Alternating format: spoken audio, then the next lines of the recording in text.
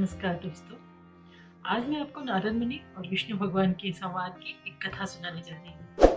एक बार पृथ्वी लोक में विचरण करते हुए नारद मुनि सभी प्राणियों को कई प्रकार के कष्टों से दुखी देखकर स्वयं भी बहुत दुखी हुए। वे विचरण करते हुए वैकुंठ धाम पहुंचे और विष्णु भगवान से उन्होंने प्राणियों के सारे कष्ट दूर करने की प्रार्थना की।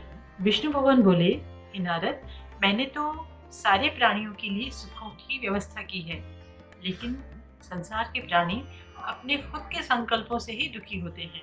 इसमें मैं कुछ नहीं कर सकता। इस पर नारद जी विष्णु भगवान से एक पुत्र की तरह जिद करते हुए बोले कि हे प्रभु, आप तो सर्व समर्थ हैं। आपकी इच्छा के बिना एक पत्ता भी नहीं हिलता, पवन भी आपके आदेश से ही चलती है। तो क्या आप प्राणियों की दुख दूर नहीं कर सकते?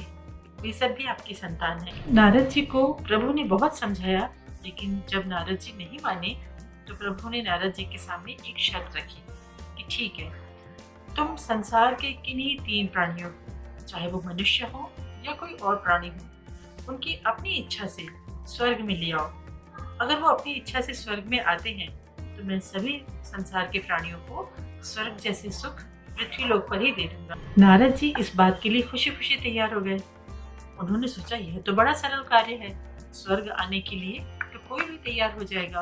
मैं जल्दी ही 3 प्राणियों को स्वर्ग लेकर आता हूँ। नारद जी एक वृद्ध के पास गए और वृद्ध से हालचाल पूछा। वृद्ध अपने जीवन से बहुत दुखी था।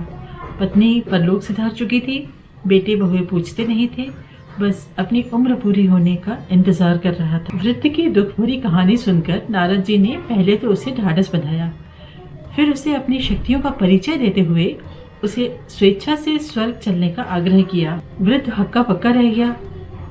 उसने सोचा, यह साधु, यह तो मेरी मृत्यु बनकर आया है।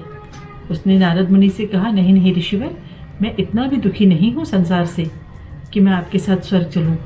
अभी तो मुझे पोते पोतियों की शादी देखना है, बेटों को तरक्की करते हुए देखना है। अभी मेरा बहुत जीवन बाकी है, मैं स्वर्ग नहीं चल सकता। बहुत समझाने पर भी जब वृद्ध नहीं माना तो नारद जी एक कुत्ते के पास गए। वो कुत्ता बड़ी देर से एक हड्डी को चबा रहा था और एक घर के दरवाजे के सामने रोटी का इंतजार करते हुए घंटों से खड़ा पूंछ हिला रहा था। नारद जी ने अपनी दिव्य शक्तियों से कुत्ते से वार्तालाप किया। उन्होंने कुत्ते से कहा, यहाँ तुम एक रोटी के लिए घर के दरवाजे के सामने इतने घंटों से खड़े हो, तरस रहे हो। तुम मेरे साथ अपनी इच्छा से स्वर्ग चलो, वहाँ पर सिर्फ इच्छा करने से ही मनचाहे भोग प्राप्त हो जाते हैं। कुत्ता बड़ा खुश हुआ। उसने नारद जी से कहा, वहाँ खाने पीने के लिए सब चीज़ें मिलेंगी? और नारद जी ने कहा, वहाँ तो आप जो मन में सोचोगे, जो इच्छा करोगे वो प्राप्त हो जाएगा। तब कुत्ते ने पूछा, ऐसी हड्डी भी वहाँ चबाने के लिए मिलेगी? इस पर नारद जी ने कहा, नहीं, वहाँ ऐसी हड्डी नहीं मिलेगी, वहाँ 56 भोग मिलेंगे। कुत्ता इस बात पर बड़ा नाराज़ हुआ। ऐसे स्वर्ग से क्या फ़ायदा जहाँ हड्डी जैसी चीज़ भी न मिले? नहीं नहीं ऋषिवर, मुझे स्वर्ग नहीं चलना, आप कृपया जाएं। नारद जी बड़े दुखी हुए, किंतु वे निराश नहीं हुए। उनके पास एक प्रयास करने का अवसर और था, क्योंकि प्रभु ने उन्हें 3 प्राणियों को लाने के लिए कहा था। तो नारद जी संसार के सबसे उपेक्षित प्राणी शूकर अर्थात सूअर के पास गए। वो बड़े आराम से कीचड़ भरी नाली में बैठा हुआ था। यहाँ भी नारद जी ने अपनी दिव्य शक्तियों से शूकर के साथ वार्तालाप किया और शूकर से कहा कि यहाँ तुम संसार में सबसे उपेक्षित हो, सबसे घृणित वस्तु तुम्हारा खाद्य पदार्थ है। इससे अच्छा तुम मेरे साथ स्वर्ग चलो, वहाँ तुम्हें 56 भोग, सुगंधित वातावरण, सारे ऐशो आराम मिलेंगे। सूअर बड़ा खुश हुआ। उसने नारद जी से कई चीज़ों के बारे में पूछा, स्वर्ग में ये मिलेगा, वो मिलेगा। नारद जी ने सब में हामी भरी। अंत में सूअर ने पूछा, क्या ऐसी कीचड़ भरी नाली मुझे वहाँ स्वर्ग में मिलेगी? नारद जी ने मुस्कुरा कर कहा, नहीं, स्वर्ग में सब कुछ सुगंधित और साफ सुथरा है, वहाँ कीचड़ भरी नाली का कोई काम नहीं, वहाँ गंदगी का कोई नाम नहीं। इस पर सूअर बहुत नाराज हो गया। उसने कहा, अगर मुझे वहाँ कीचड़ भरी नाली नहीं मिलेगी तो मैं आराम कैसे करूँगा?